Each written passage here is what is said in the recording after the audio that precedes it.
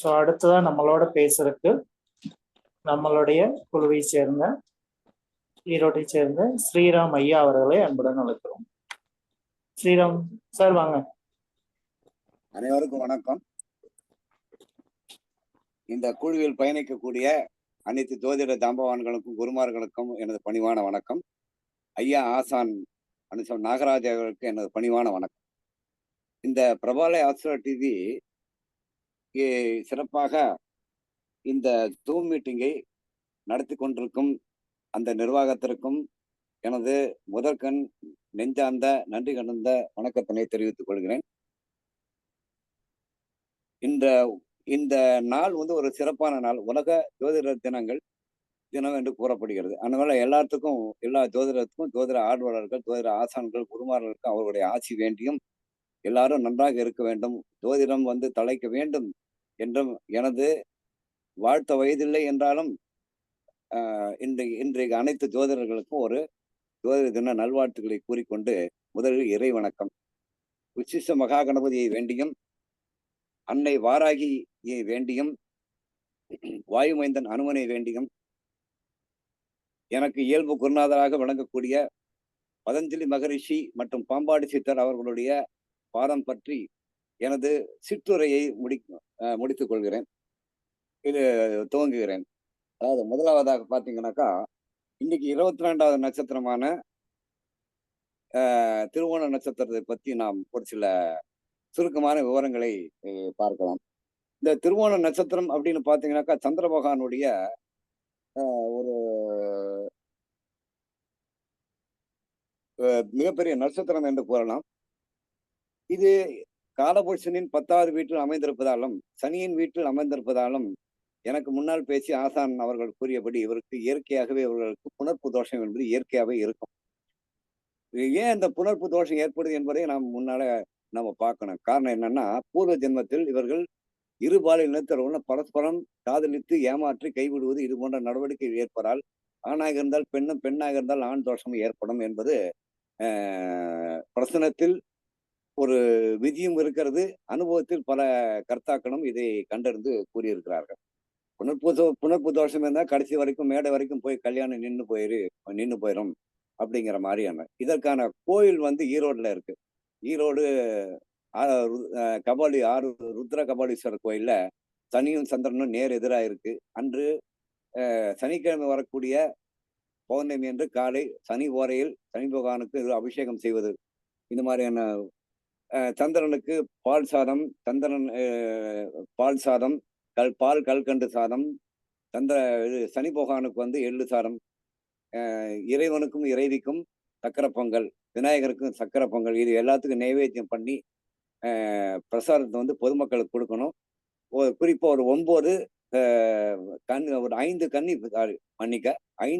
கன்னி பெண்களுக்கு இந்த மாங்கல்யம் செட்டுன்னு சொல்லுவாங்க.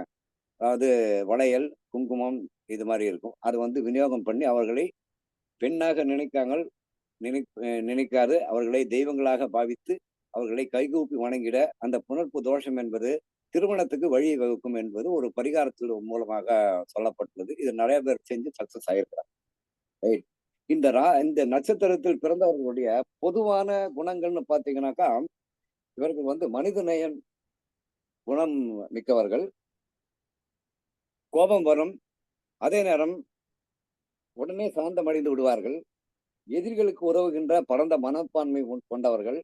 எந்த வெளிநாடுகளுக்கு சென்றாலும் தங்களுடைய கலாச்சாரத்தை மறக்க மாட்டார்கள். தான் கொண்ட லட்சியத்தில் எத்தனை சோதனைகள் வந்தாலும் பின்வாங்க மாட்டார்கள். பழி பாவங்களுக்கு அஞ்சுவார்கள். எங்கு வாழ்ந்தாலும் அங்கு புகழ் அடைவார்கள். உழைக்க தயங்காதவர்கள். கடின உழைப்பின் மூலம் முன்னேற்றம் காண்பார்கள். சில நேரங்களில் முன்னுக்கு பின் முரணான தகவல்களும் இவரிலிருந்து வரும். அந்த மாதிரி ஒரு பேச்சு தன்மை அந்த மாதிரி இருக்கும். அதே போல வணிகம் இந்த மாதிரி எடுத்து பார்த்தோம்னாக்கா, பெரிய அளவில் முதலீடுகள் செய்து பிரம்மாண்டமாக தொழில் நடத்துவார்கள்.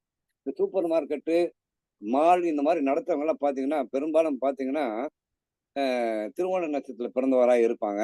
அதே மாதிரி கலைத்துறை, பெரிய திரை, சின்னத்திரை அதில் ஜொலிக்கக்கூடியவர்களும் இந்த திருவோண நட்சத்திரத்தில் பிறந்தவராகத்தான் இருப்பார்கள். அதே போல நல்ல சம்பாதியத்தில் இவர்கள் வசதியான வேலையில் இருப்பார்கள். பெரிய அந்தஸ்தோடு வாழ்வார்கள்.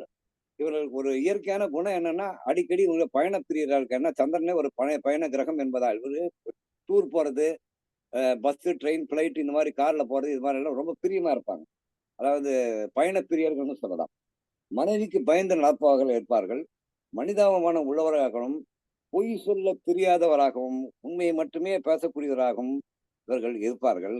பொதுவாக இந்த நட்சத்திரத்தில் பிறந்தவர்கள் பார்த்தீங்கன்னாக்கா, பெண்களால் மதிக்கப்படுவதாக திகழ்வார்கள். மனைவி மீதும், தாயின் மீதும் அதிக பாசம் வைத்திருப்பார்கள். சில நேரம் முன்னுக்கு பின் முரணாக பேசக்கூடிய குணம் இருப்பதால், சின்ன சின்ன பிரச்சனைகள் இவர்கள் வாழ்நாளில் சந்திக்க வேண்டிய நிலை வரும். அதே போல ஆடை ஆபரணங்களை விரும்பி அணிவார்கள். அதாவது தான் பெற்ற பிள்ளைகள் மீது அன்பு பாசமும் வைத்திருப்பார்கள். உறவினர்களையும் நேசிப்பார்கள். குடும்பத்தினர் ஆதரவோடு சீரும் சிறப்புமாக இவர்கள் வாழ்வார்கள்.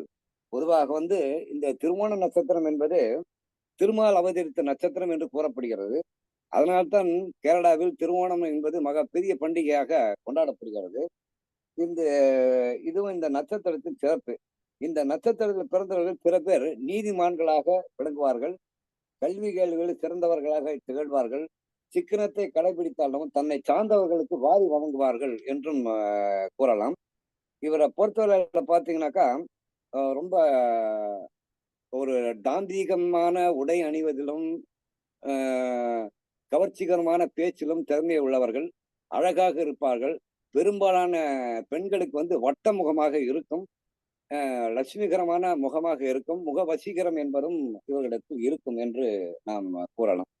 இதே போல ஆரோக்கியம்னு எடுத்துட்டீங்கன்னா, இந்த திருவோண நட்சத்திரத்துல பிறந்தவர்களுக்கு உடல் ஆரோக்கியம், உடல் உபாதைகள் இது மாதிரி ஏதாவது பார்த்தீங்கன்னாக்கா, அடிக்கடி நீர் தொடர்பான உபாதைகள் இவர்களுக்கு ஏற்படும். அதே போல இவங்க அடிக்கடி மனத்தை குழப்பிப்பாங்க. அதாவது ஒரு தீர்க்கமான ஒரு சரியான ஒரு முடிவு எடுக்க முடியாது குழப்பமான மனோநிலையில் இருந்து கடைசியில் தவறான முடிவுகளை எடுத்து வருத்தப்படுவார்கள்.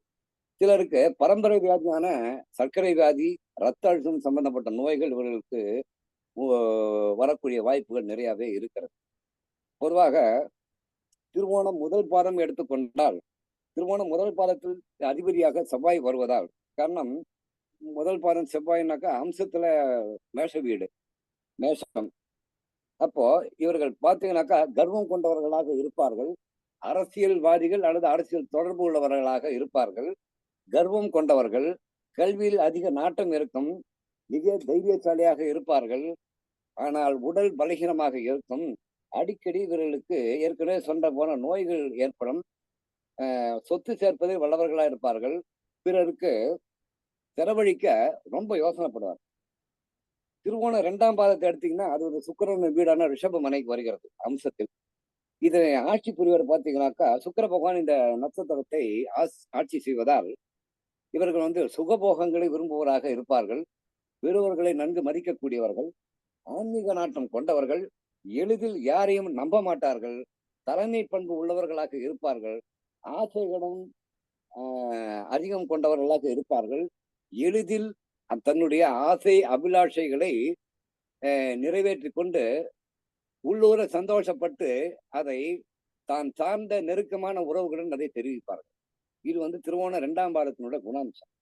திருவோணம் 3ஆம் பாதத்தில் பிறந்தவர்கள் குணம் என்று பார்த்தால், திருவோணம் 3ஆம் பாதத்தை அது மிதுன மனையில் வருவதால், மிதுன ராசியில் வருவதால், இது புதன் ஆட்சி செய்வதால், புதனுக்கும் சந்திரனுக்கும் பகை என்பதால் நல்ல ஞானம் இருக்கும், தெளிவான தெளிவான மனம் இருக்கும், சிறந்த பக்தியும் இருக்கும், தர்ம சிந்தனை உள்ளவர்களாக இருப்பார்கள், கலைகளில் ஆர்வம் உள்ளவர்கள், கோபமும் குணமும் ஒருங்கே. இவர் கோபக்காரனும் இருப்பாங்க, நல்ல குணவானும் இருப்பாங்க.